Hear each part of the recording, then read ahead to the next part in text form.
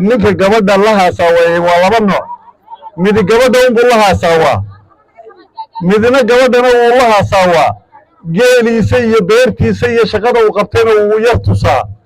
oo wuxuu yiraahdaa waan kula hadlay beerta iyo geelayga iyo adagayga iyo loodayda way kula hadlayaan aliga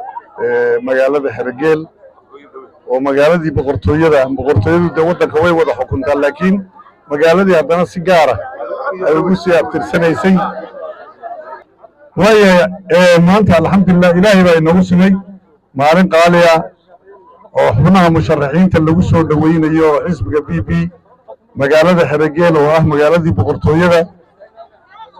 isla markaana ah magaalo qadiimi ah oo magaaladii ganacsi ee xilligii dawladdii hore boqortooyada ahayd waxa weeyaan ilaahay inagu simay baa mahadle ilaaha nabadgelyada iyo dawladda maanta aan haysanayna siiyey yaa mahadaale kullay maanta cadceed baa la taagan yahay hadalka inaan dheerayno maaha waxaan ku soo ururin lahaa inaan dadweynaha reer Hargeysa iyo agagaarka oo dhan ka yimid cadceedda aad taagan tihiin iyo kalahaad soo kalahdeen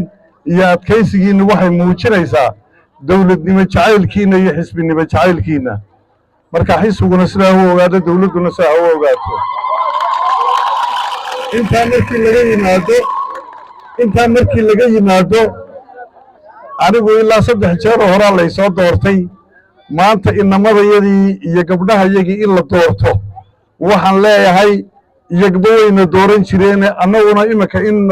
iyaga la doorto waan mudannahay shacabka reer Hargeysa caan buu ku ahaa waad ku mahadsantihiin xubnaheena xisbiga inaan soo saaro